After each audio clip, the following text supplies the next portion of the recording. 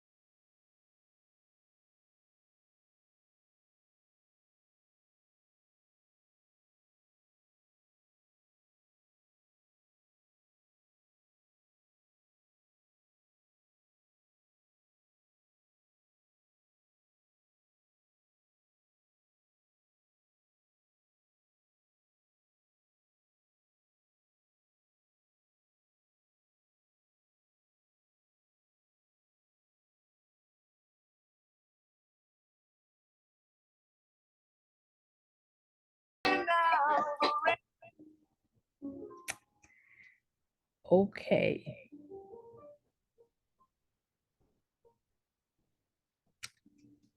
okay.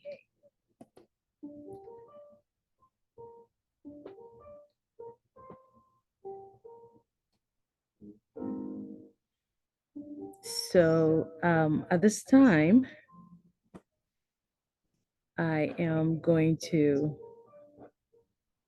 ask us all this question.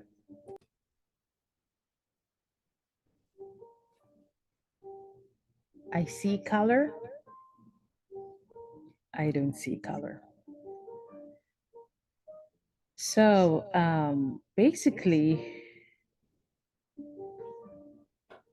what I want to get at is understanding whether we as humans just sit around to find specific variables, it could be anything, that we have to use in order to hate on each other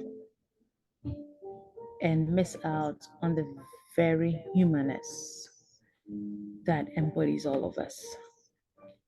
And how can we minimalize inputs that create intense aversion, which just masks the humanity that we all embody uh, as humans. And so the very obvious variable here that we can see is an organ called the integument. So, what about the integumentary system and this specific integument organ that may be influencing, or the skin as an organ that may be influencing this kind of discrepancies that we see in how we treat each other? And I know that the easiest response to that is, oh, melanin, individuals that are darker skinned have darker melanin, and maybe that's a factor, and lighter skin individuals have a lighter skin melanin, and so that could be influencing that. But is it really the case? Is melanin a factor that is creating these discrepancies? The color of melanin is what I'm bringing up right now, because white folks, okay, white folks have darker melanin too. And if you want to know the color of a white person's melanin, look at their freckles. If they are able to if they're able to freckle, if their DNA is able to give instruction to their cells to freckle, that the color of the freckle tells you the color of their melanin.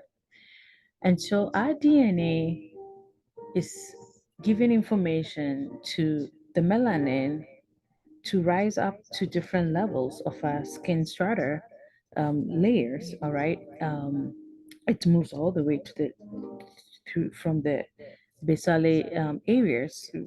Once we have these melanosomes carrying the melanin to coat, the essence of melanin is to coat the nucleus to protect our DNA from being impacted and damage, facing damages from the UV radiation. And so melanin has its biological use. And some individuals, it moves all the way to the surface of the skin. So it's very obvious. You will see the different shades of melanin in individuals known as persons of color. And the color of melanin is anywhere from very light brown to very dark brown and even red. Um, and so when you look at individuals known as persons of color, you see the variation of melanin. And melanin is not the only pigment that gives us our skin color shades. We have our red blood cells, the hemoglobin pigment, and keratin, and all those things mix and gives us the beauty of our skin color shades that we embody as a human race.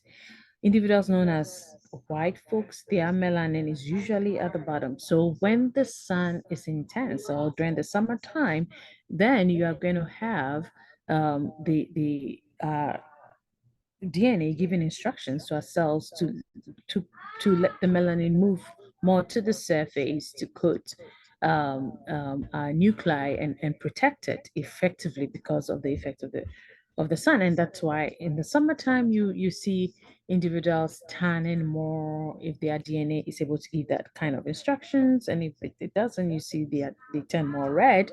And then during the or they get more freckles during the summertime, right? Because the sun is intensity is high enough. So this biological phenomenon that provides us with a different skin color shades somehow um, plays a variable in our societal endeavors. But at the end of the day, we are all owed. Okay, we should have the freedom to be dignified as humans. We should have the freedom not to be discriminated against because of who we are. And this kind of freedom even has been established by the UN. This is a world agreed upon human rights. And I'm going to show you that in a bit. I'm going to share my screen to show you the universal human rights that we all embody. Okay, so this is the link showing us the Universal Declaration of the Human Rights, and we have the 30 articles, Article 1, 2, 3, all the way to 30. But I want us to look at, okay, Articles 1 and 2. So when we look at Article 1, it talks about how all human beings, okay, so let me make it bigger. Okay,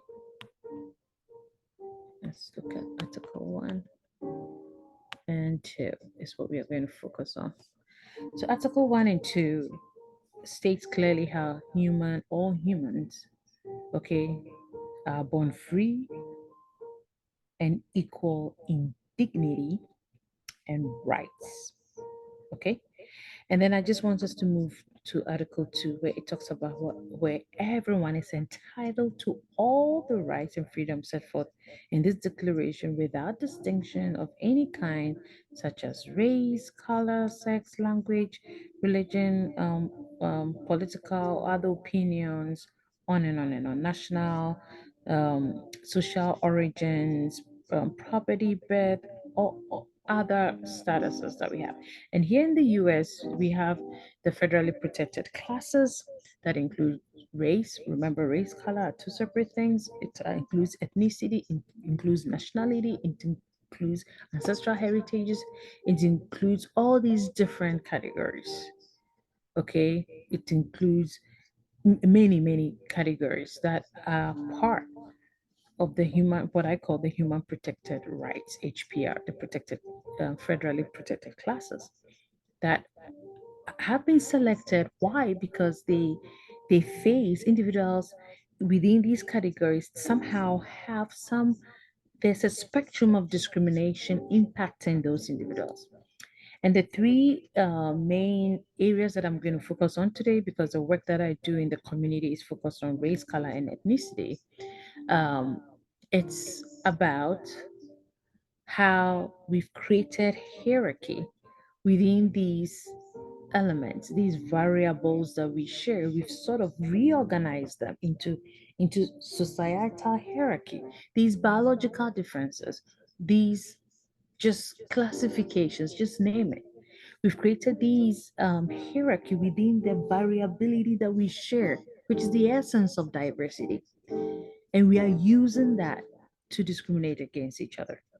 So, race, for example, okay, in the past, historically, okay, they had other names for it, which I'm going to show you, but basically into red, white, yellow, and black races. And they created hierarchy where the black race was the bottom rank and the white race was the superior race. Mind you, if we have established such a hierarchy and we have established that when you hear the word white ascribed to somebody, it comes with dominance, it comes with power, it comes with superiority, that the brain packages that as a unit.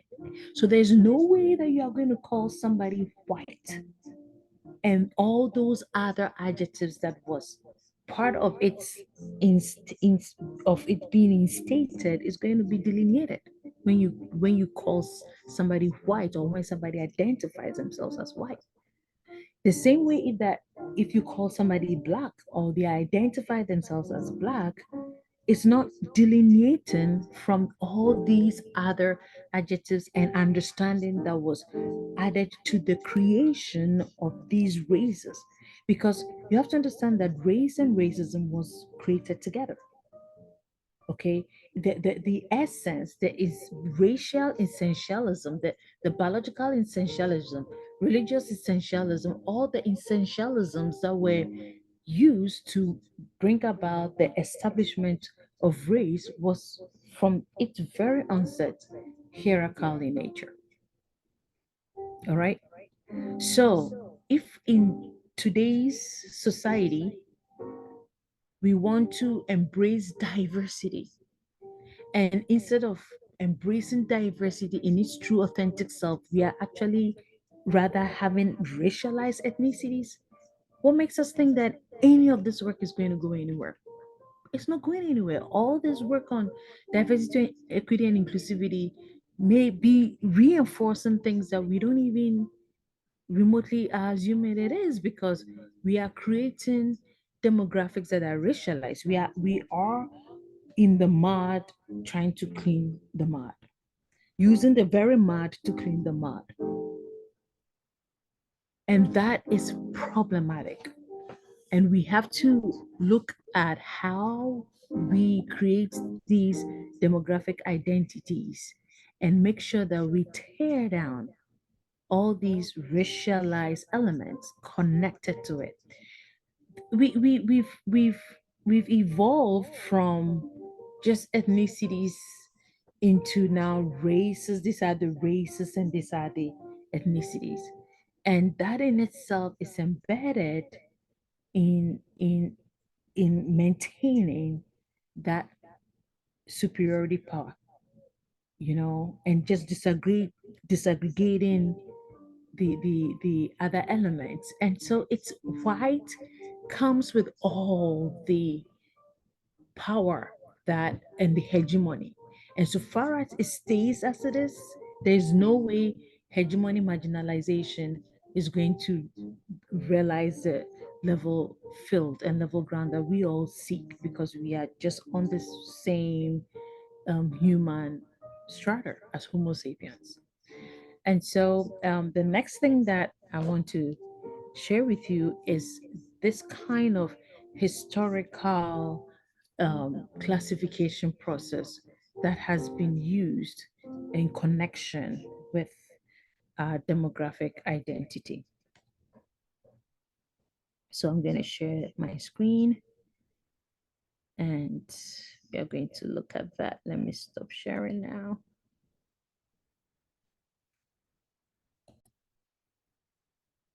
Okay, here we are. So I'm going to go directly to the website, but I wanted to touch base on just two things here. So if you look at the, let me make this bigger, the taxonomical categorization of the human species, we have to understand that this was just a really, it's just a real authentic thing. Okay. Um, as a natural scientist, we classify organisms all the time. That's what we do, Biology is the study of the natural life. Okay, not the biology is not the study of the spiritual life. Biology is not the study of the social life. Biology is not the study of all these different dimensions that embody our ontological states. It is the study of the natural life. You're looking at the molecular fabric of who we are and how this molecule evolves into other structural forms that brings about similarities that puts together a shared commonality. And we see how there's deviation from each other and see how we are related in that regard. So, as humans, we are part of the animal kingdom, okay? Together with dogs, together with chimpanzees, together with starfish, together with what do you call it, jellyfish, and all those things.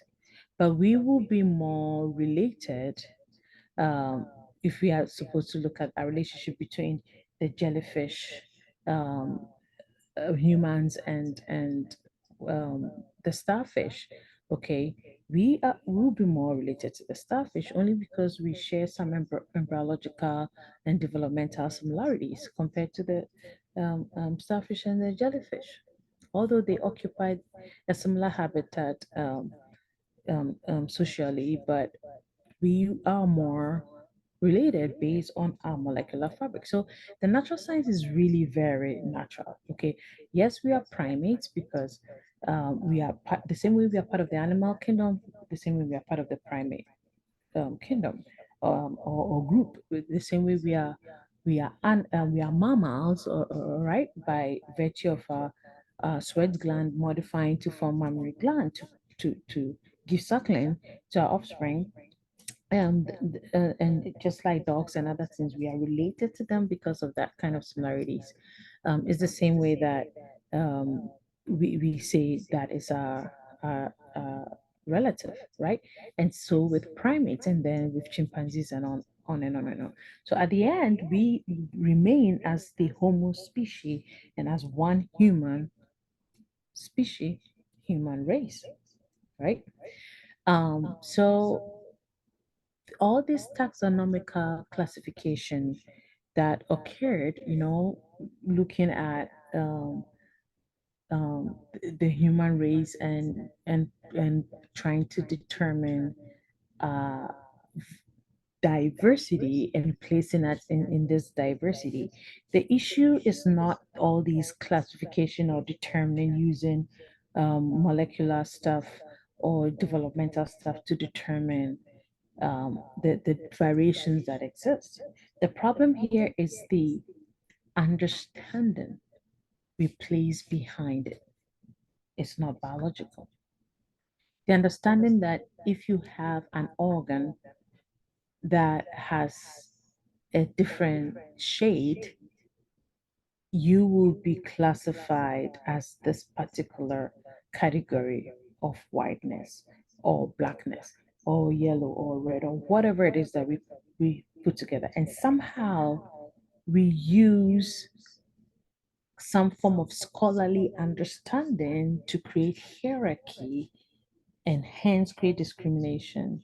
When we are instating such classification is what becomes problematic. And biology is not behind that kind of understanding. Yes, I'm not trying to excuse how social Darwinism has played a role in creating this bogus pseudoscience. And that's why we call it pseudoscience, in bringing some false hierarchical implications to that.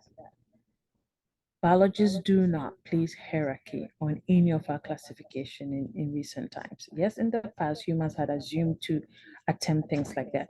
So I just want to bring to the understanding here that diversity must be celebrated. Diversity is the essence of who we are. We are different people, and so this is not a way to bring about homogeneity of our race, color, and ethnicity. That's not the essence of this. And so if you look at how this classification came about from historically, we all have we some of us may be familiar with Linnaeus um, taxonomical classification.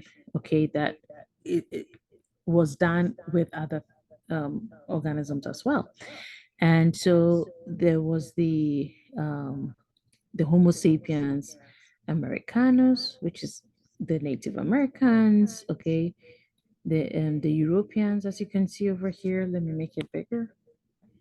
Let's see if I can expand it. Okay, this here.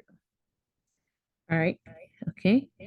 Um, and then the Asians, as you can see here, the Asiaticos, okay, and then the Africans, right, which is aligning somewhat with the Native Americans as the red race, which is literally basically a slang that was used. Okay, so these were the original terms that were used. It wasn't red, white, yellow, black, but the AKA that was connected to this classification is what these were. Okay, the white as the Europeans, the yellow as the Asians, and then the black race as the Africans.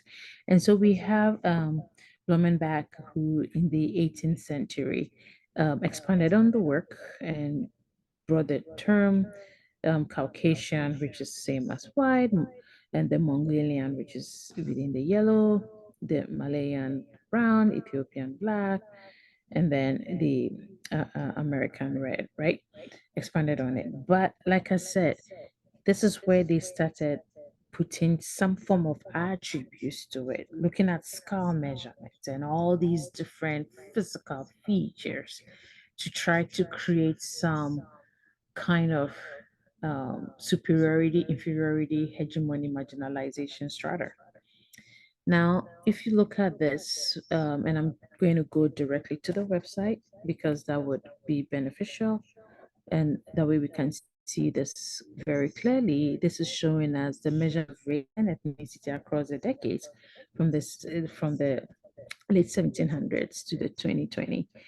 And we are going to see what the two main categories that were in existence were literally white and black. So let's do that. Let me share my screen. I'm going to stop sharing now. Okay, here we have it here. Okay, so this is showing us the measurement of race and ethnicity across decades. And I want us to spend a little bit of time on this. This is from the United States Census Bureau, the original official website. As you can see here, is the official website of the United States government.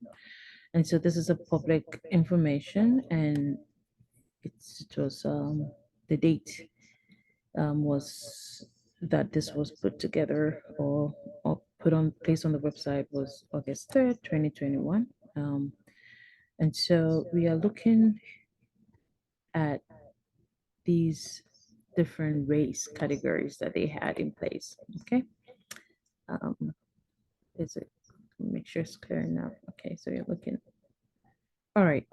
So let's look at the legend here for the colors. Oops, I didn't mean to do this.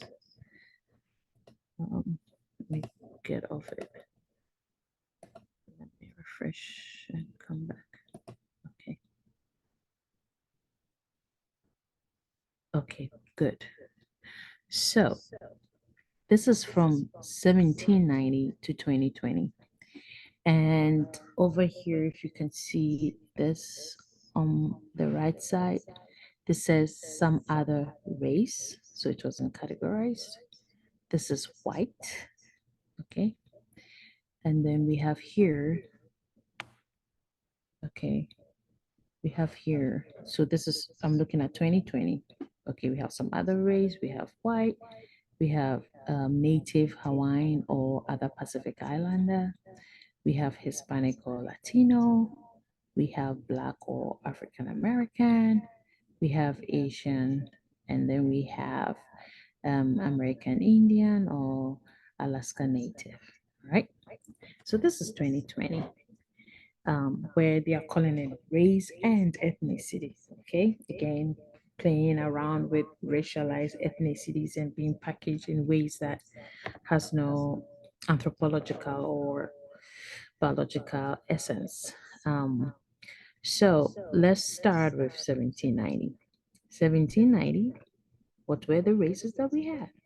White and black. That was it. So the one drop rule, okay? It continued. It was still white and black. Everything else was other. If it didn't fall, it continued into the 1850s. Okay. So over here, almost getting to the mid 1850s, it was just the white and black. And now to deal with the other races, okay, you can see over here from 1850 to the 1900, they created the Asian and then the Native American. Okay, so that's where now we started having the mid 1800s. We started having, oh, it's not just black and white and other. We are going to make it black, white, and yellow, and then red. All right, so you can see it clearly here. And then, of course, they realized they have not captured everything from the 1900. The some other race reappeared.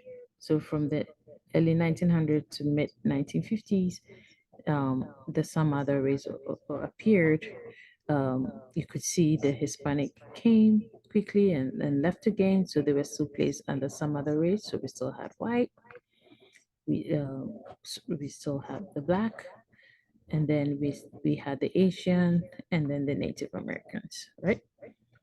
So then from 1950, okay, from the 1950, mid 1950 up until 2020 now. And that's when, around that time, is when the 1950s, if you look at the OMB, where they started working closely on the classification work of our demographics, it was after, between the 1950s and 2000s, mid 1900, the mid 1900 thereabout is when that that whole reclassification process occurred, which I'm going to show to you in a bit.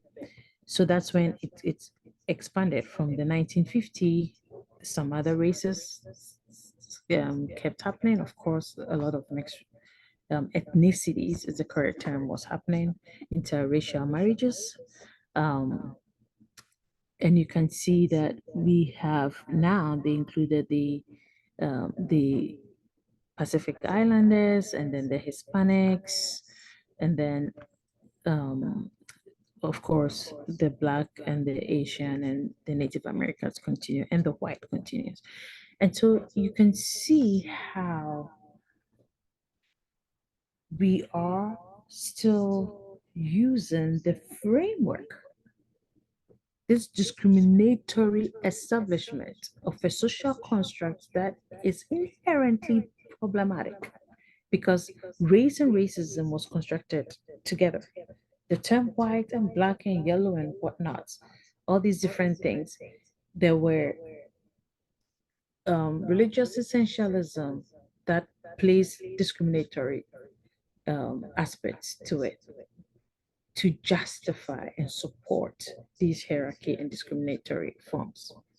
There was scientific, bogus scientific essentialism, biological essentialism that we've thrown into the garbage somewhere, that was being used to justify through social Darwinism, to justify these hierarchies. Okay, there were all, and of course, the social element to justify it was also there. It was, it was unfortunately the biological aspect of evolution was used to create a social construct called social Darwinism. So evolution itself has a validity to it, okay, and most of the time it's been misconstrued based on cognitive dissonance as it stands today. Like the same way people are walking around thinking humans have blue blood running in their veins. Have you anyone seen blue blood spots all over? Even if you have a varicose vein that appears blue because of the different colors of your skin, you pull the blood out of it, it's going to be red, it's not going to be blue. Yes, still people are walking around thinking that blood is blue. When it touches air, then it changes to red. When you go to the doctor and they pull blood from your veins, does it touch air? It doesn't. It's still red.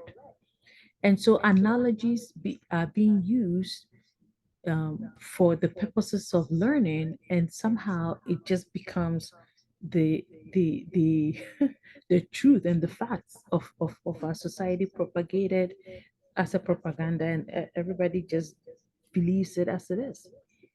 Okay, and so these are some of the things that the the brain will just pick passively, and it shapes our reality and our ontological state, and we abide by it accordingly. And so whatever negative prejudice understanding was added to the element of blackness, till date people carry this with them and criminalizes anybody that has that. So you are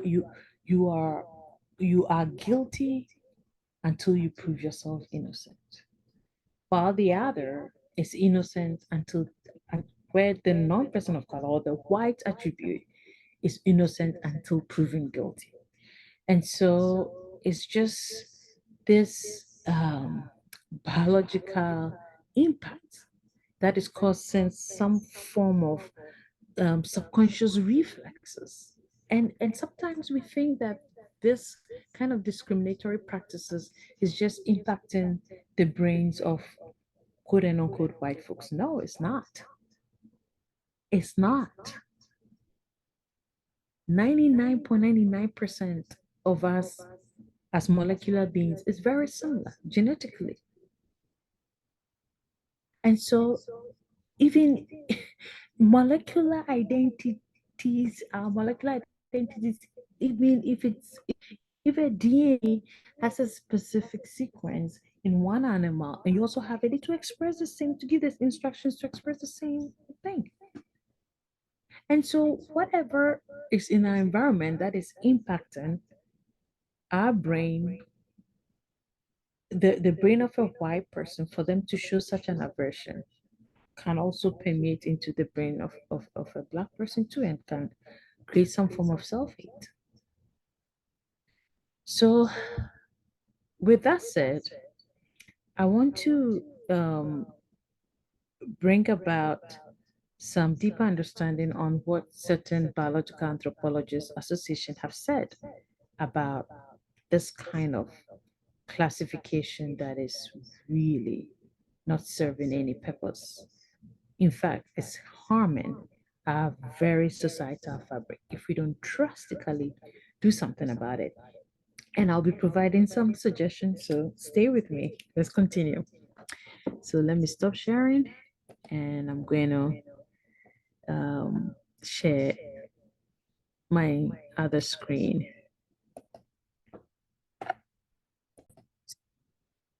Okay, so this statement was made by the American Association of Biological Anthropologists. Now, biology is under the natural sciences, anthropology is under the social sciences. And so this group of individuals that have formed this association, be it under the natural science and social science, the American Association of Biological Anthropologists stated the following: over the last 5 centuries, okay, and we looked at some of the span of this from the 1790s, the late 1800s till 2020, okay, race has become a social reality, okay, and the structures of our society has embraced this social reality that we are experiencing in our world today. In this regard, as they went on to say, race is real, it's a reality. And so is racism because both were constructed together. It wasn't that we constructed race and later on racism emerged. No, the construction of race came with racism. And so both have real biological consequences. And that's what I want to emphasize today. Both have real biological consequences because our social behaviors stem from where? Our neuronal perceptions. So, what are we going to do about it? We have to deal with the root of the problem. And we cannot clean the mud of race whilst we are digging our heels down in the same mud. And that's why reclassifying our demographics and steering away from racialized ethnicity is so important, is so critical to our work towards embracing equitable coexistence across and among our humanity. So, with that said, I am going to talk about different elements that will throw a little bit more light into this particular emphasis of steering away from what we have right now, which is racialized ethnicities. So I want to now start this conversation by looking at equity. Okay, looking at equity. And equity basically is a way that we are trying to navigate our diversity to coexist in perfect harmony as one human race. And so the analogy that I like to use is puzzle pieces. Puzzle pieces fit together because of their unique differences. It doesn't make sense for you to have two puzzle pieces that are exactly the same. They can fit together. And so our very differences should not create discrimination. It should unite us the same way that puzzle pieces are navigated delicately to coexist and create this beautiful tapestry of our diversity. It's not about homogeneity and heterogeneity.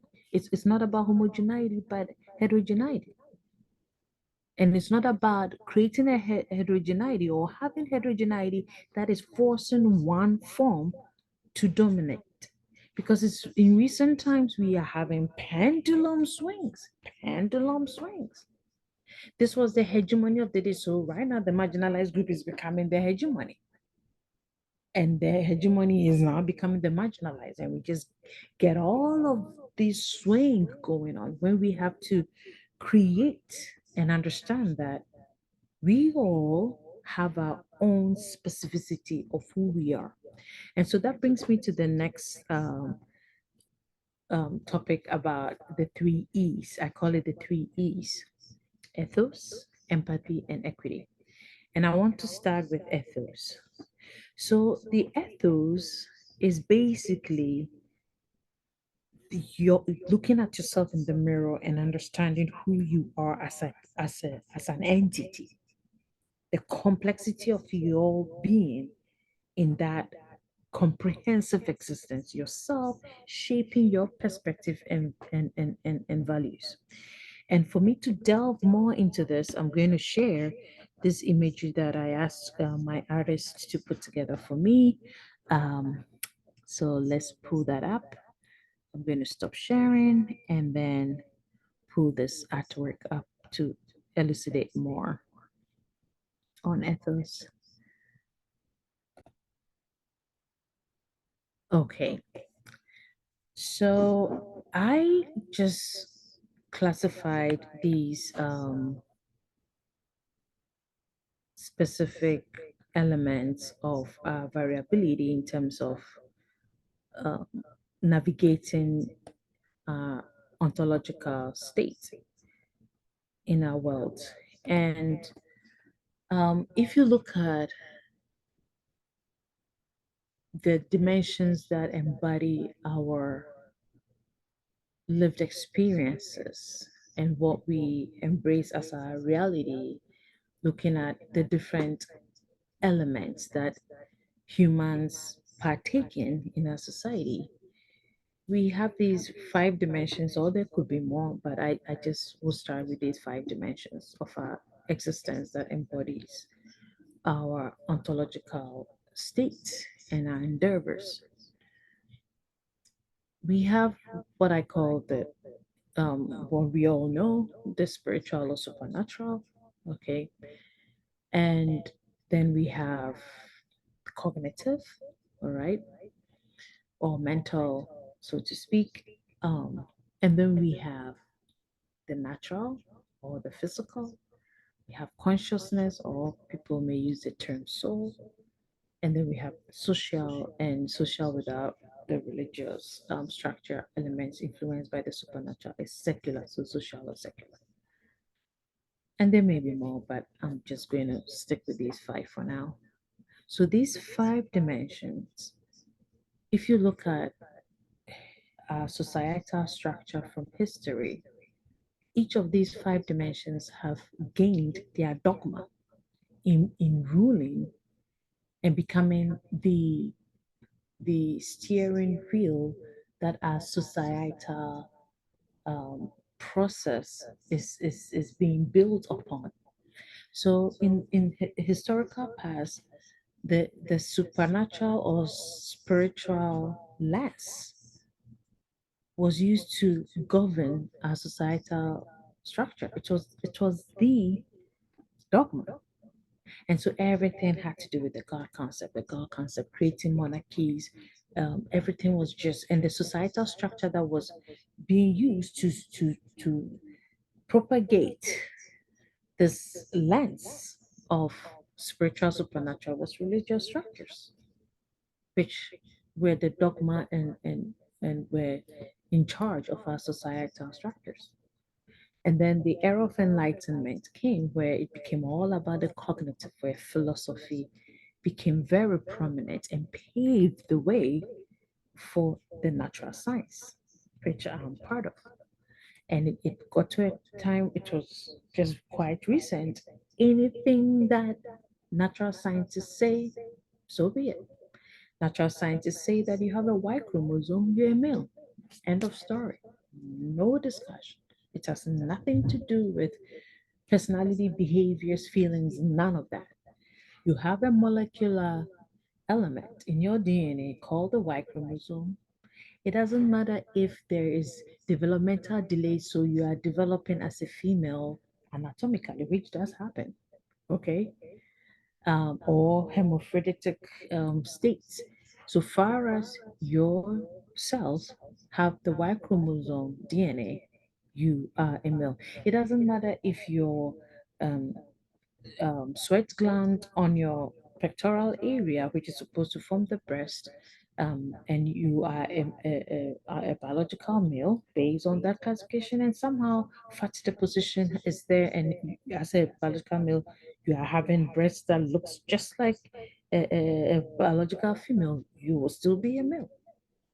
And there are these variations, anomalies. They are not abnormalities because natural biologists, we are not calling things abnormal is anomalies, variations that exist in the essence of our diversity based on all these molecular interplay. What do we determine normal? What is normal? What is the standard for normal?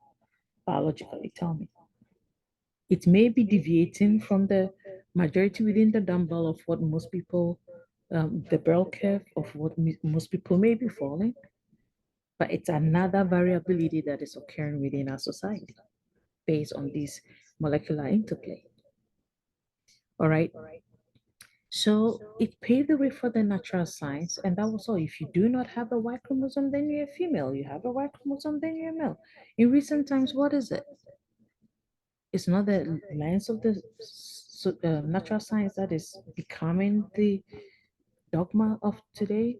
No, it's switching to the social science, where the social justice has become the new lens by which our societal structure is being governed. And we can see the transition in creating this intensity within our society.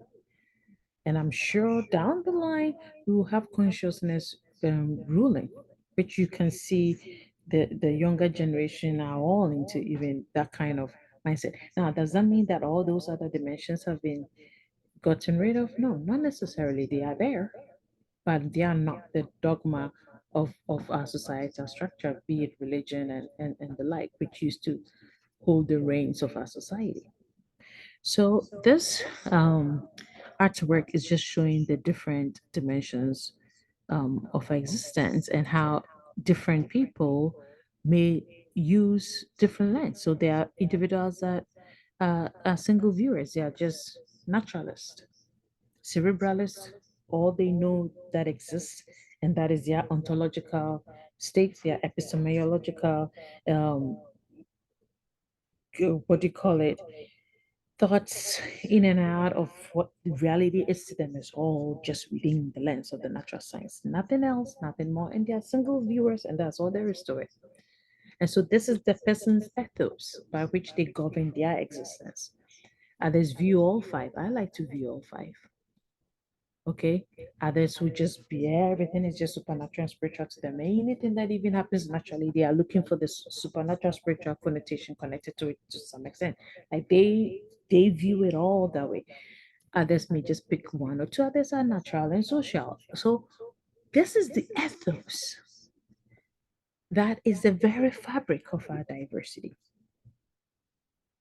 And this same ethos that we have to determine for ourselves who are you, who we are, based on whatever it is that we are using to govern our own lived experiences and existence, becomes that mirror, becomes that ethos.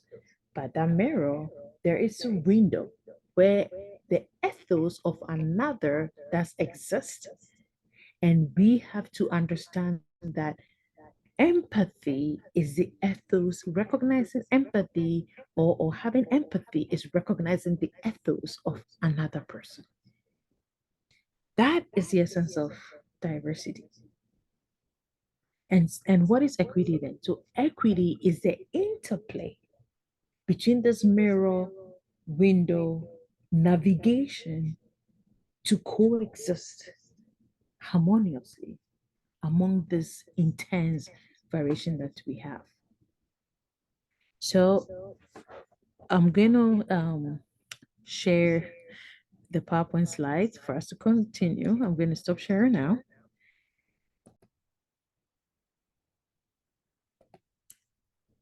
Okay, so with that said, let's see how this three E's framework is connected to the work of diversity, equity, and inclusivity. Okay, so as I said, the ethos part is our individual identity and values. And that's the essence of DI, the diversity that we share. Okay. The empathy part is understanding and acknowledging the ethos of others that may be significantly different from those of yours and even mutually exclusive. I am a person of faith, I don't shy away from it. My husband is an atheist, is mutually exclusive. It is my ethos, it is his ethos.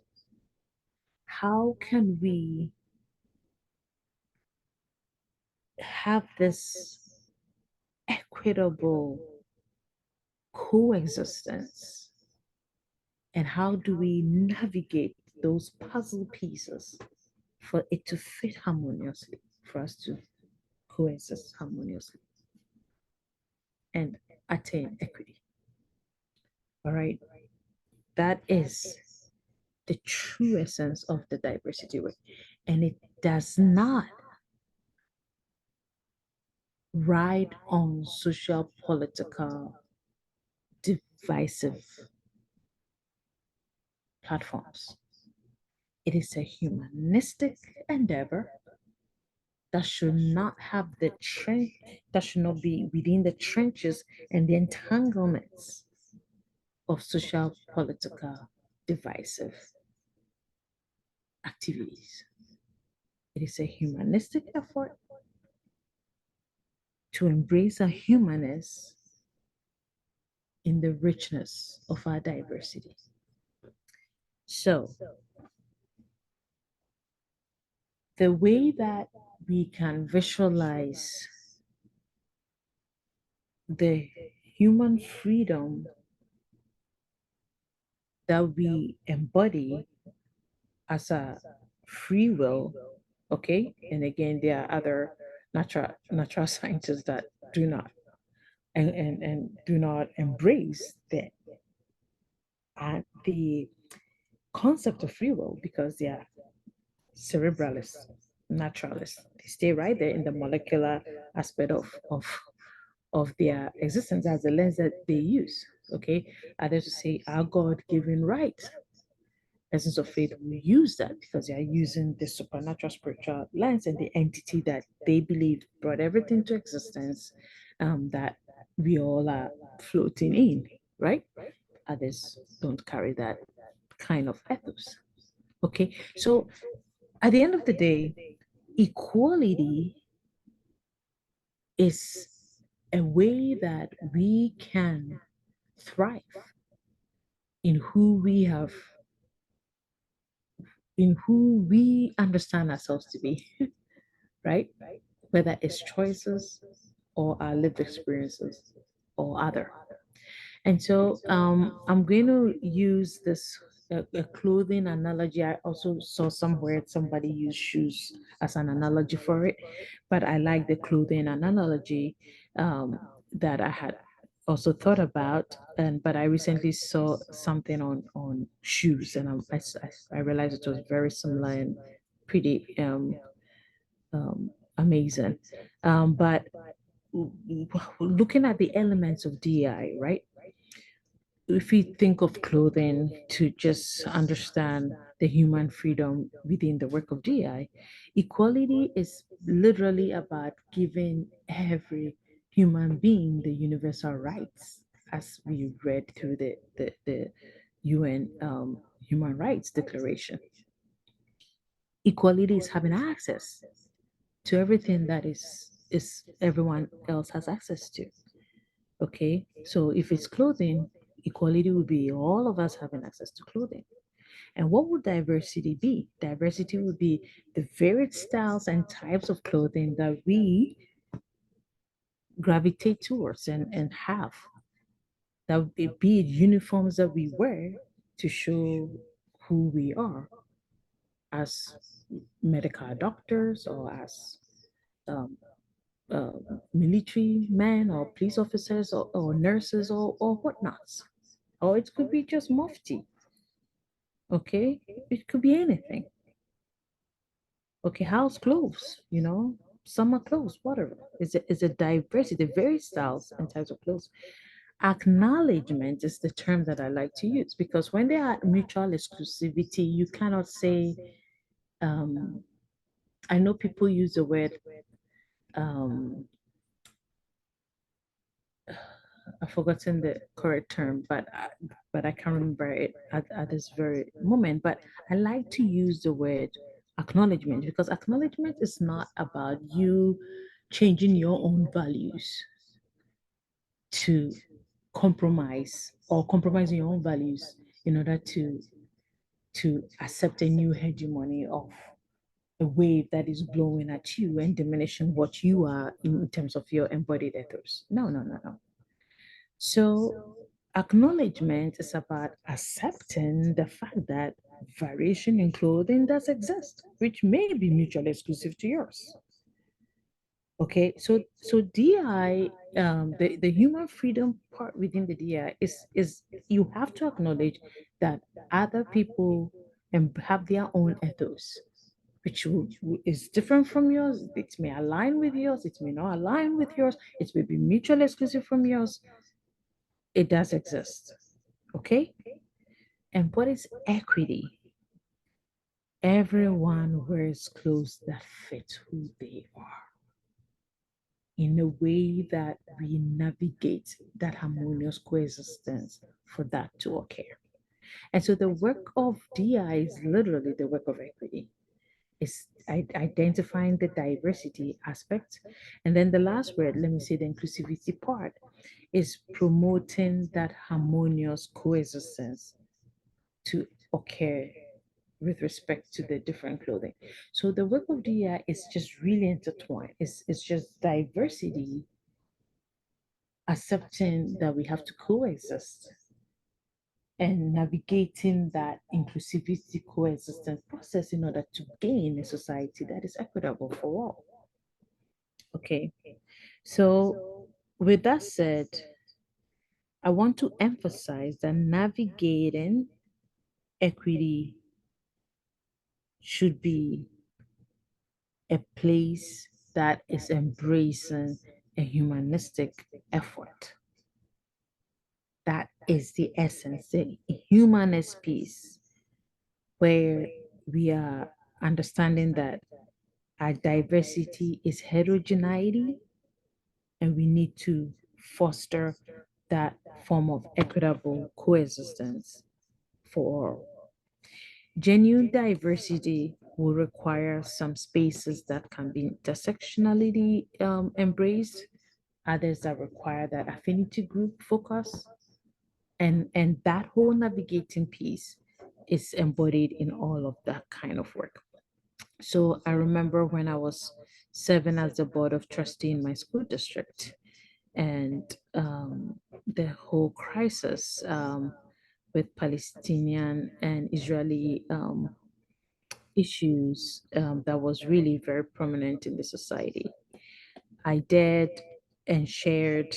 Um, I printed out something. I printed the flag of Israel. Okay, I brought with me the flag of Israel, and then I had the Palestinian flag, and then I had printouts of those, and then I had another printout that showed the the merge of Israeli flag and Palestinian flag. And we've had conversations that have been going on surrounding the issues that is still prevalent today. And it was just all these dichotomy happening. And so I just was observing all of it, and I could feel the hurt in the voices of those that were impacted, whether they fell on the Palestinian side or they fell on the Israeli side. And their lived experiences needed to be validated. Now, I am not a Palestinian individual, I am not an Israeli. So it's none of my lived experience. And for the first time, as a person of color, as a Black female, okay, the Black term, marginalized in our societal cultures and structures, which is what all this conversation is going to be focusing on. I was able to sit in a space where all I had was empathy. All I could harness was empathy for individuals that fell in these two categories, because this was not my lived experience. It was not my lived experience, and I could not in any way have any form of savior mentality on any of their lived experiences and the hurt by which each of them spoke and expressed their hurt. And then we have those like me and others, and even those on the Palestinian side and Israeli side, that were ready to have that space of intersectionality and kumbaya, the space where the space of the Palestinian and Israeli flag merged. There were individuals that were ready to just cohabitat in a way that they would just have a form of, they had that form of intersectionality and a merge where they could just hold on to each other. And there were those that were not ready for any of that kind of in, convergence or intersectionality pool at that time. And so they needed a focused affinity group space to just lament about their hurt and the rawness of their vulnerability to be validated. So we had the Israeli group that were just by themselves, historical trenches of what they face based on their family members' stories and all of that, waking up and raw wounds and all of that. They needed to be validated to deal with it, and so did the Palestinian groups that felt they've gone through all these suppression and all of that, and they shared their pain and all of that. They needed their affinity group. So the work of the year requires that delicate puzzle pieces movement in order to allow each person's ethos to be able to be validated. for them to heal, for what has to happen, for them to thrive, all of it. And so we need, and it cannot be on a political platform of divisiveness, or else we going nowhere. Nowhere, nowhere, nowhere. And so, as a summary to what I've been saying in terms of um, all of these things that I'm sharing, okay, there are discriminatory issues related to ethnicity, like I've just shared. There are discriminatory issues related to color, and then race. And these three is somewhat, we've added race and color somewhat to our ethnicities, and we are pulling the ugliness of our racial muddiness into the diversity of our ethnicities, and that racialized ethnicity needs to be cleared off from the beauty of our ethnicities, because ethnicity is enough to showcase our diversity. But I know there's a catch 22. There's a catch 22. So I'm proposing the reclassification of our demographics, especially the term white, which is coming with it with its superiority. And this is not just about disaggregating white into other things, just like they disaggregated the eh, as you can see in the late 1700s, early 1800s, it was just black and white, and everything else was other.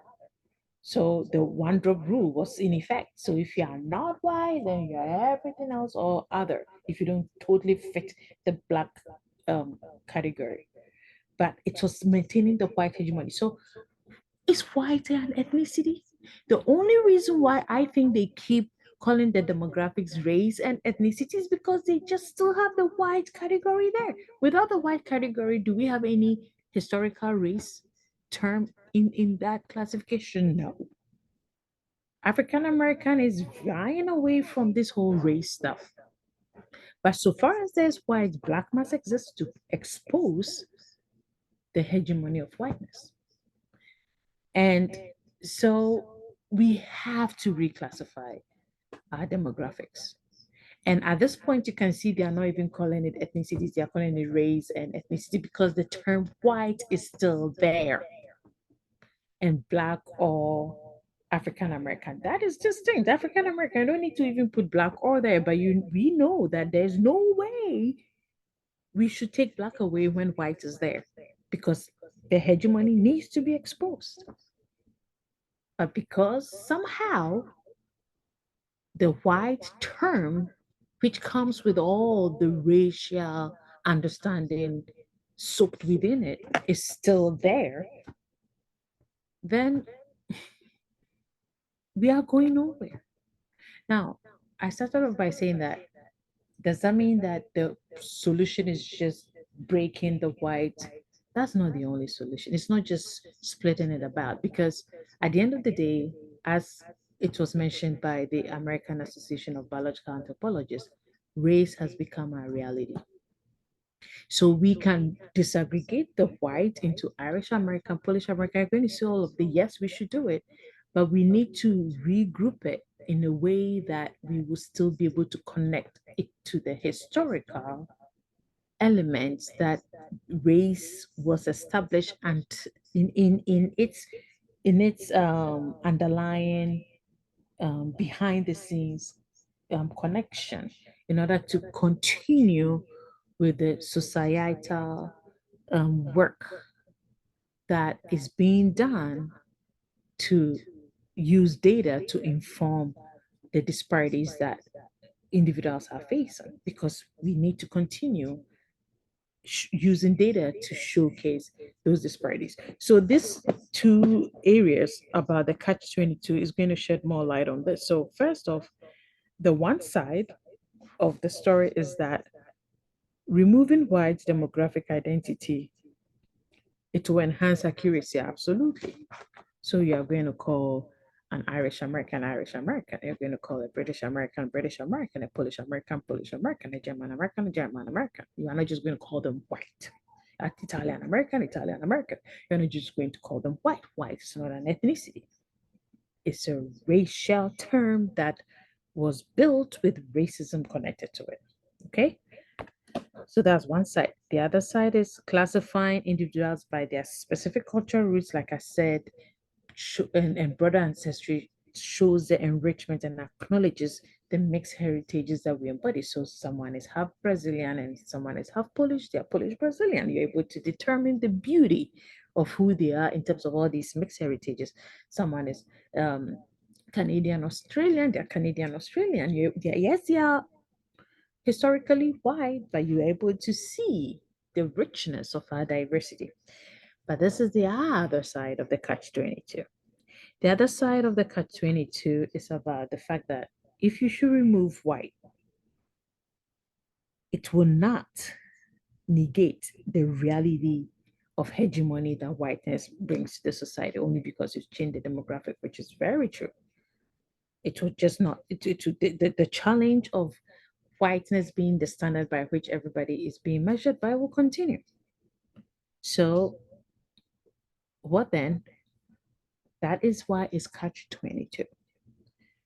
So we can't just disaggregate it and assume that that's all there is to it. Another issue with just doing that is that if you, let's say, my son, who will be typically Ghanaian, Swedish, American,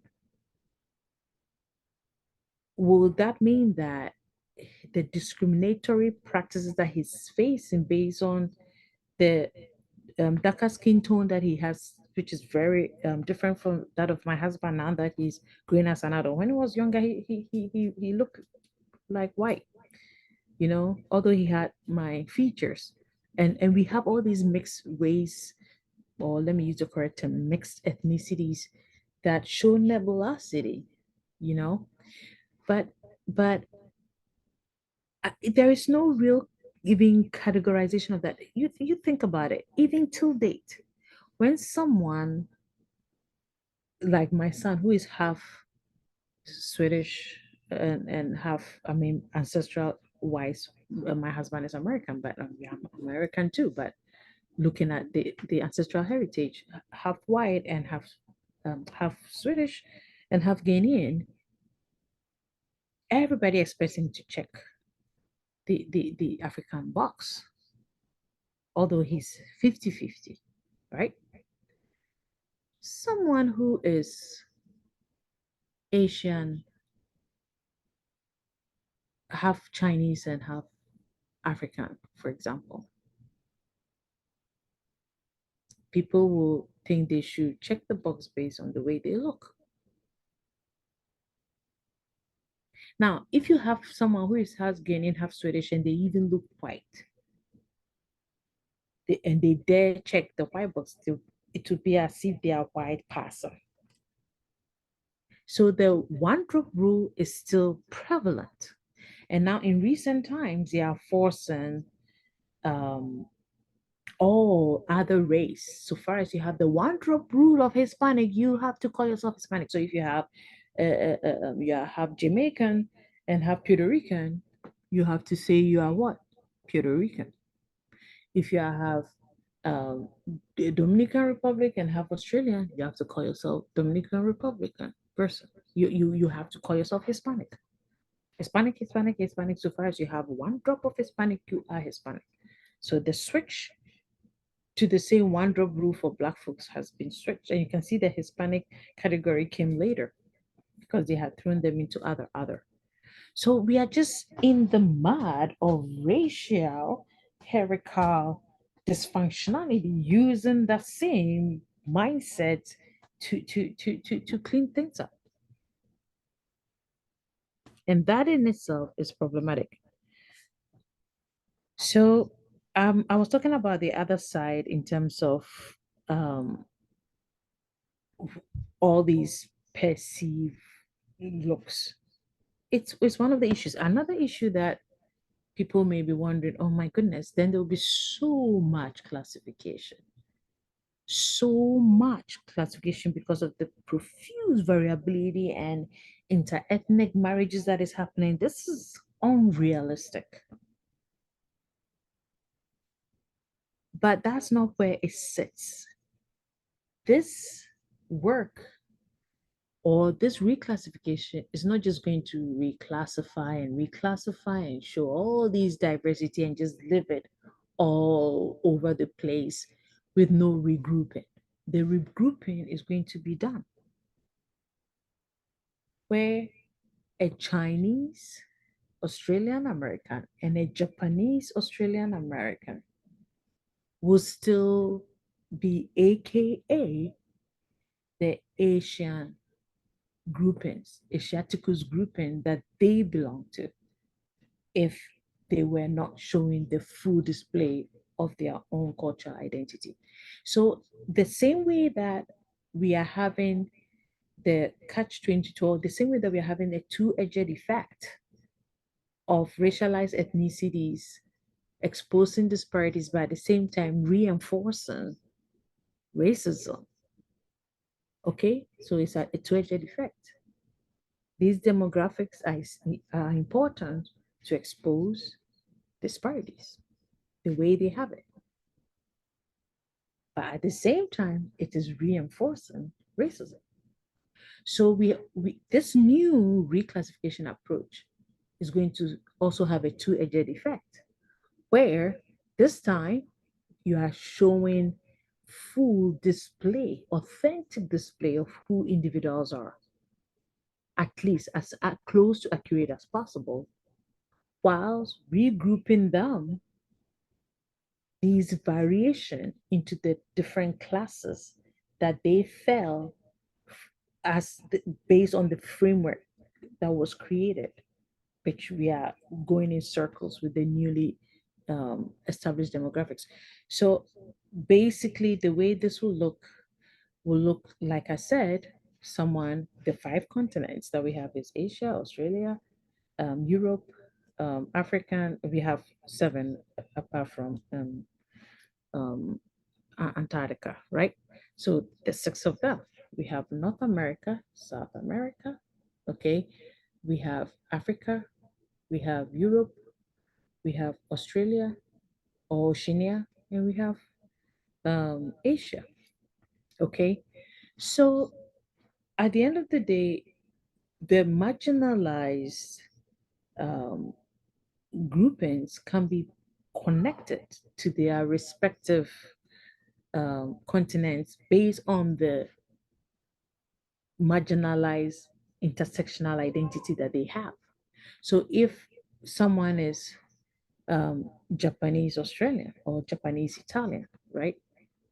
In our current state, the Italian identity falls within the white hegemony, and the Japanese falls within the Asian, which is in a marginalized category more than that of the Italian category in terms of marginalization. Therefore, although this person identifies as Japanese Italian, at the back end, it doesn't have to be a glaring public thing. But the back end, this person is connected to what?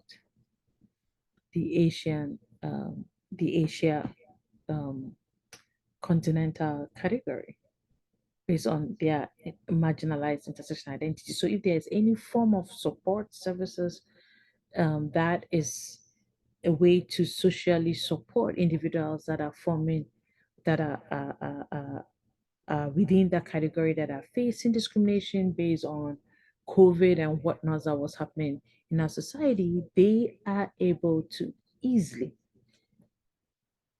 connect to those kind of services and support. So exposing our true identity as close to its accuracy as possible doesn't mean that we are getting away or we are going to mask disparities that exist, as race and racism, which was created together, is still a reality today. It doesn't mean that we're going to do that.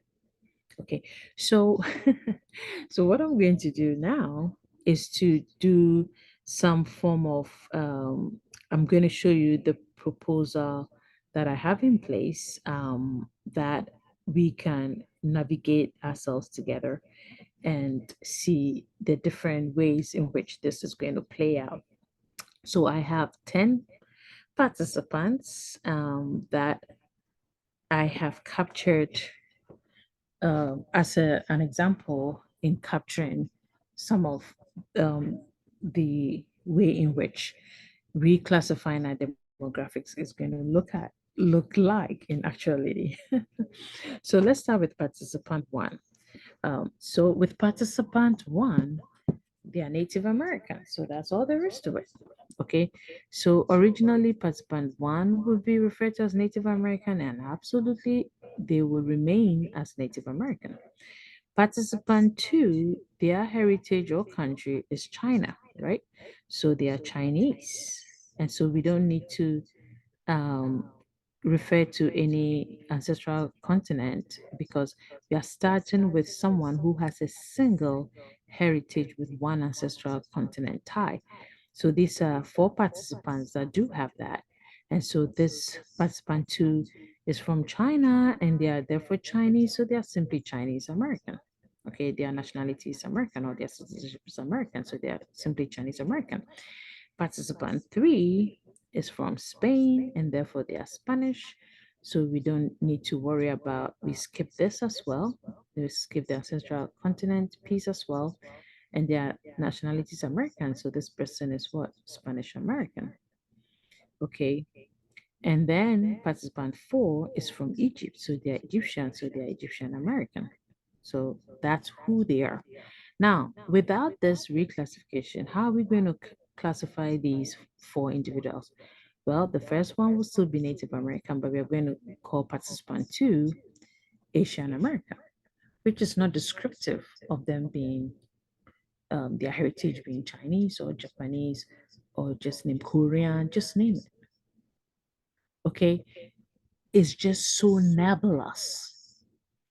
All right. But this time, you can clearly see the true essence and the accuracy of their diversity as Chinese American, as a Spanish American, as an Egyptian American. Egyptian Americans and Spanish American are being called white non Hispanic Americans. Both of them are not white non Hispanic. Yes, Egypt is in Africa, but the classification somehow has placed them. And I'm going to show you two articles that shows you how this classification that is being done is not based on anthropology or biological, and it's been clearly stated. I'll show you the 1967 articles that have stated that this is not based on of any form of essentialism that is bringing about, and how they actually come up with it classification is inputs and how the society is perceiving and viewing people, which in itself is problematic when we are plagued with a history of hegemony and marginalization that we are trying to undo. And so, in recent times, as you can see, I think the next census is they are going to have Arab Americans because a lot of advocacy went into saying that, hey, I'm Egyptian, and if I'm a darker skin tone Egyptian, I'm not being treated as a white in this society. So you can't be calling me white because I'm missing out on the kind of support, social support that I need to thrive because somehow I'm being put on paper as white when I'm being discriminated against, and I don't get that kind of social support that I need as an individual that needs to thrive, right? So now we have this new category. So we are in the mud, cleaning the mud, while we are standing right in the mud of a structure that a societal structure called race that we humans constructed, which came with racism was part of its construction. Racism was not separate from the establishment of race itself. Anyway, I know I have belabored the point, but it's essential. And so the next category is mixed race because we have a lot of, again, let me use the correct term, mixed ethnicities. Okay. So this is a mixed ethnicity where it's no brainer, equal 50-50, like I use my son as an example. Okay. So participant five, six, and seven, their countries, their respective countries and heritages, it said that this is 50% Polish, 50% Brazilian, 50% Italian, 50% Japanese, 50% Ghanaian, 50% Swedish, right? So how are they going to identify themselves? Participant five will be Polish, Brazilian, American. Beautiful.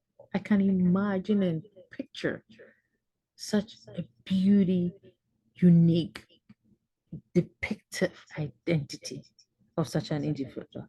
I can picture the mixed beauty of a true diversity. Okay, someone who is Japanese Italian. I know someone who is Japanese Italian. Beautiful, beautiful. We don't have to say that. Okay, how are you going to go by? Do you look Italian, or your father's last name is your surname? Your last name is Italian, but you don't look Italian. So why don't you check the Asian box? Oh, your sister looks Italian, so they can pass Italian, so they can check the Italian box. And we have kids that were growing, they were looking like one kind of ethnicity, and then as they grew older, they changed. So are they going to change the boxes they check to? It's so unreal, especially when we are having inter-ethnic marriages happening. Okay, which one are you going to choose? Okay, participant seven is Ghanaian Swedish, like I said. Beautiful. Ghanaian Swedish. Now, how would we have categorized these individuals without this accuracy of identity? The Polish Brazilian American would be called white Hispanic American. The Japanese Italian American, if they look Japanese, they would be expected to check the Asian American. And even if they look Italian, they would be forced to check the Asian, Italian American by unspoken words because it would be like, oh, you are passing white. Okay. So they will have to check, sorry, they would have to check the Asian American box because if they should check the white box, it would be like, oh, you are passing white when your half of your ethnicity is Japanese or Chinese or whatever we want to put there. Okay. And then Guinean Swedish will be African American. Now, the regrouping part, don't forget there is a regrouping element that comes with this because the same thing as I mentioned with the single heritages, if there is the regrouping that is being done with the Polish Brazilian, it will be regrouped into the Americas, okay, the Americas continent for that kind of disparities that they may be faced with based on that intersectionality that they embody. The Japanese Italian will be connected to what? The Asia continent. They may be faced with disparities that is unique to that intersectional ethnicity that they embody.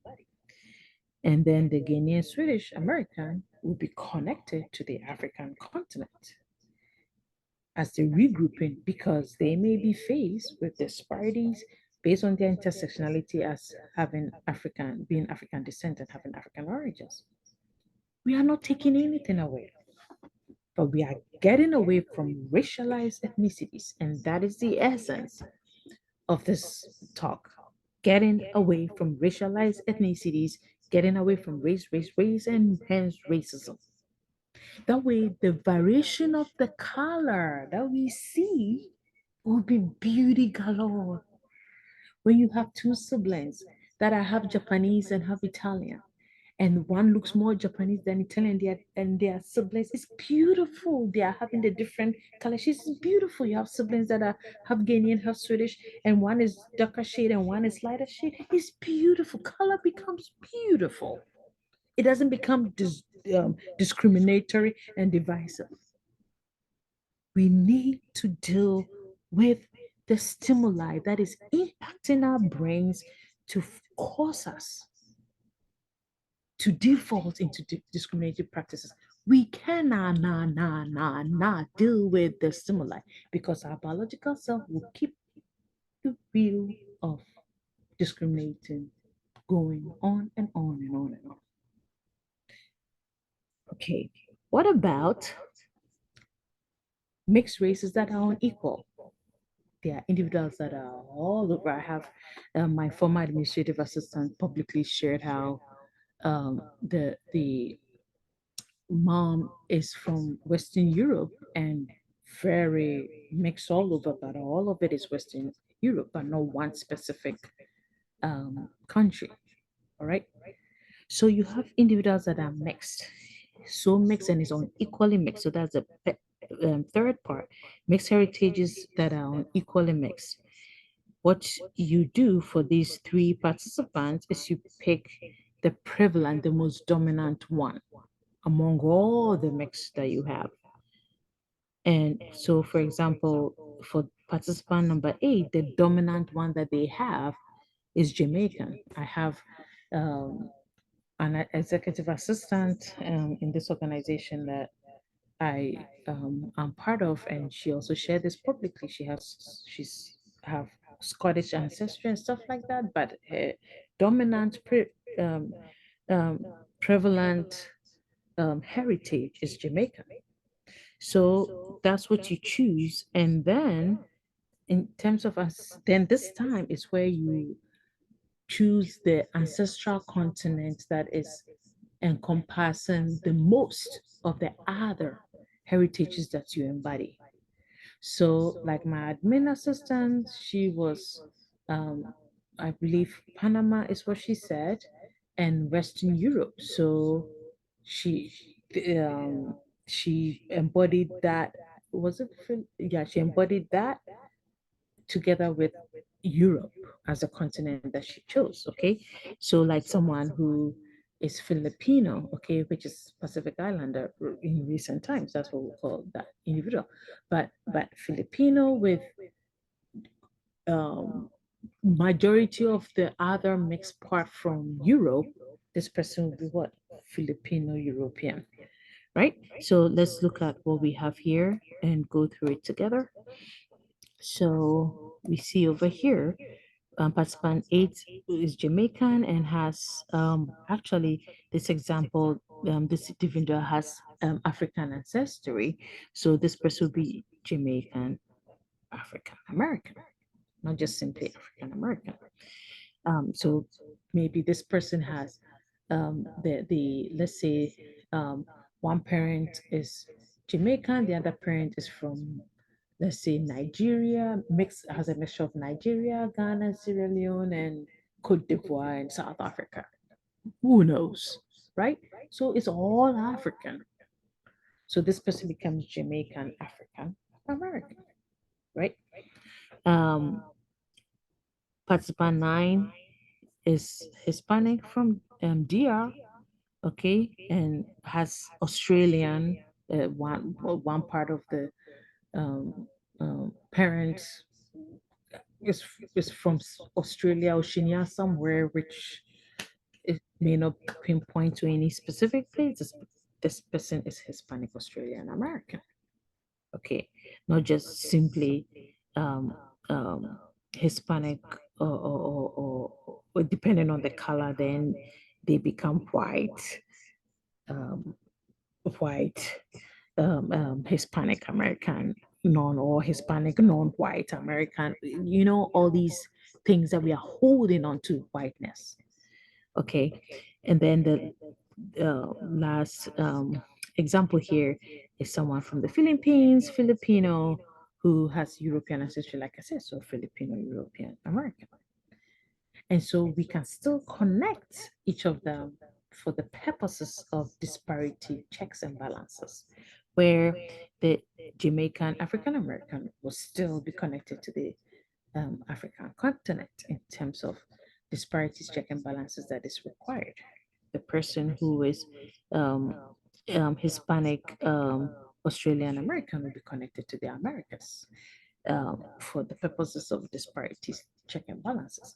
And then the person who is Filipino European American will be again connected to the Americas for check and balances of disparities. So the regrouping is pretty clear. It's continent based, not racially based. And then the depiction of our true identity of our race of our ethnicity is beautified without it becoming racialized. And hence we see color in the different ethnicities and mixed heritages that we embody. It becomes the beautiful tapestry of our society. So to end, I want to, there's a link that I will share, which has, a survey that you can determine your own identity, and we want to collect lots and lots of data of different people throwing it in there, and we will also do the regrouping that will connect to the different continent connections at the end, so that we can see all these continents having all these beautiful individuals, and their continents that will be selected will be based on the most marginalized states that our societies embody. Because at the end of the day, we want to deal with undoing discrimination, and we are not going to give it the blind eye that it does not exist. It does exist. The last thing I want to show is what goes on currently in our classification, and I'm going to end with that. So let me share my screen.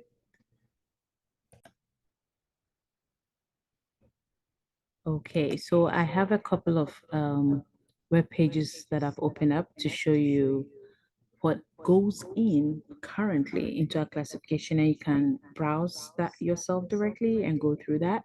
But this is an official website of the United States government. As you can see, is the United States Census page. Um, so this is the main page. This is just showing us the North American Industry Classification System page, but you go through here as a main page. But I have some pages that I've opened up to share some stuff here. Okay, so here, so this is showing us the okay, okay, so this gives the 2020 census decade. It's giving us information about it. You can explore that yourself. But the part that I wanted to say here, share here, was that it says here that the data on race and ethnicity, at first they were having it ethnicity, now they are making it race and ethnicity, because the only reason why the race term is still there is because of the white category. Other than that, nothing else on the demographic is literally the historical establishment of race, right? So anyway, so we're derived from answers. Okay, so the data on race and ethnicity were derived from answers to the question on race and ethnicity that was asked of individuals in the United States. And so with that, I wanted to show you an article from the AAPA statement on race and racism. Um, I think I have it bigger here. Okay, and I read some of it. It's what I had on my PowerPoint, but I just want to show you this part. Okay, just this first paragraph, um, which I want to share and read. So it says over here, race does not provide an accurate, okay, let me highlight it. Okay, so I'm reading this. Okay, let me make it bigger. Okay, so it says here, race does not provide an accurate representation of human biological variation. Okay, this is not based on biological evidence whatsoever. Although we are talking about anatomy of skin and hair texture and facial features and all these anatomical stuff, none of the construct of race is based on biology, which is the study of the natural life and living things. Our anatomy and physiology is not based on that. Okay, I'm a biologist, I know that. It was never accurate in the past, and it remains inaccurate when referencing contemporary human populations. Humans are not divided biologically into distinct continental types or racial genetic clusters. Instead, the Western concept of race must be understood as a classification system that emerged from and in support of European colonialism, okay, oppression, and discrimination. I'm not one of the authors of this paper.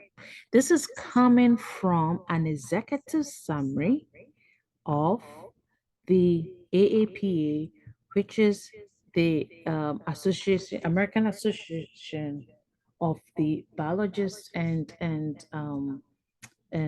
Anthropologists. Okay, so it says here it does not have its roots in biological reality, but in policies of discrimination. Because of that, over the last 5 centuries, race has become a social reality and that structures societies and how we experience the world. Okay, it's embedded. In this regard, race is real, as is racism, and both have real biological consequences.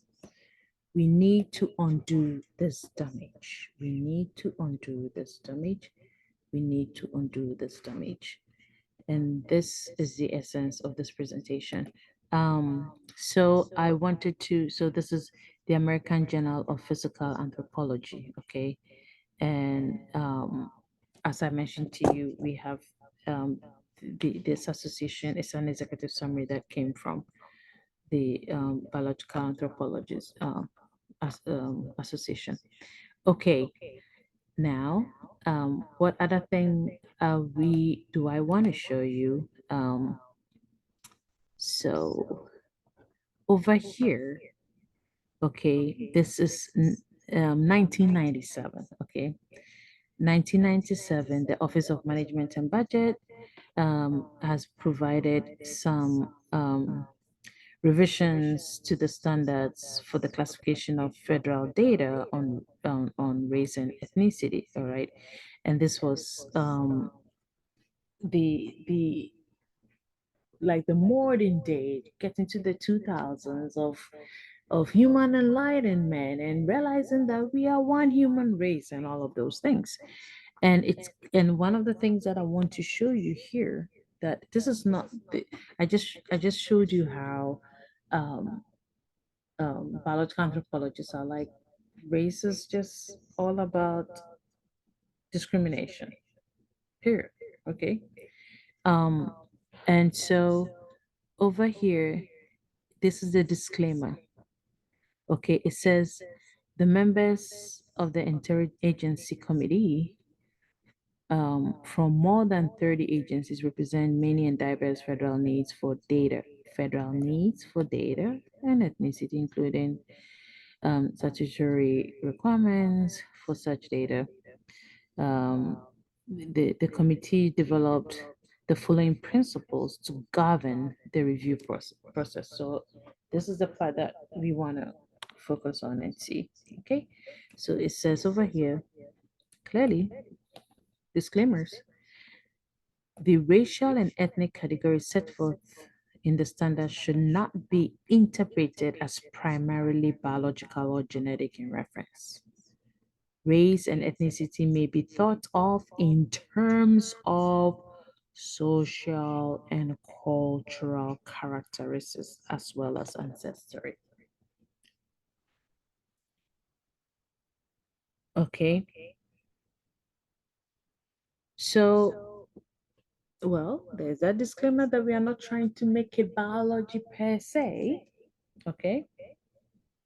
But somewhat we are gleaning from some elements of anatomy and physiology that it's in our society culturally, okay, and socially.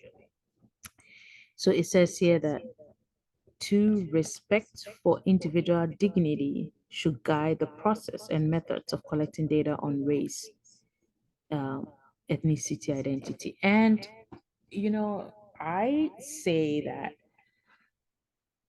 as the practicality of respecting people's identity cannot be done in a vacuum. And so, oh, sorry, let me bring that back. Okay, yeah, there it is. Sorry, I just lost it. Okay. So it talks about how we respect, um, there's respect for individual dignity should guide the process and methods of collecting data on race and ethnicity. Ideally, respondent self identification should be facilitated to the greatest extent possible, recognizing that in some data collection systems, observer identification is more practical. Observer identification is more practical. Okay. So, I mean, there's more to read, but this was in 1997. But the framework, or the reason why I'm showing this, is that the underlying and underlining both um, of these behind the orchestration of these ethnicities that are racialized is being reinforced even when continuous disaggregation is happening, right? It's everything is being disaggregated and tearing things from the new one that Arab American has been gleaned out of the white hegemony piece that is really plaguing everything else, right? So we we are, what is really happening is divide and conquer. Probably should have been better that we had white and black, and then that way it's like, okay, it's just two, than having all these thrown into different parties, little parties, and then just uniting every other European connected piece as white to bring cohesiveness. And the brain will put it all together, especially when the term whiteness came with it, with hegemony, colonialism, discrimination, hierarchy, and all of it. So it's not, we are not helping. We are actually digging our heels deeper and deeper into the trenches of discrimination. Okay. Um, so anyway, I wanted to also show, this is 2020. Okay, so for race, the OMB standards identify five. So now they are now trying to separate race from ethnicity, right? So in recent times, which is, as you can see over here, it says categorizing race and ethnicity. This is 2020. So first, it is important to know how we collect and tabulate data on race and ethnicity in 2020. So this is 2020 census 4 years ago. Like other statistical agencies, we follow the standard on race and ethnicity set by the U.S. Office of Management and Budget in 1997, and that's why I showed you that. Okay, so it's public data. You want to read that document. Okay, they are following the 1997. Okay, OMB established, it's the same framework. Okay, and that's why I pulled that up. And so these standards guide how the federal government collects and presents data on these topics. Per these standards, the 2020 census collected data on Hispanic origins and race in two separate questions. We tabulated the responses based on standard categories. Okay, so now what they have is white is still there. Of course, so far as white is there, black must be there. but then they are adding the African American because I know there have been efforts to try to get rid of black, but no black person wants to get rid of black so far as white is there because it shows the disparity and the reality of race, which is intertwined with racism, still exists, right? And then we have all of these.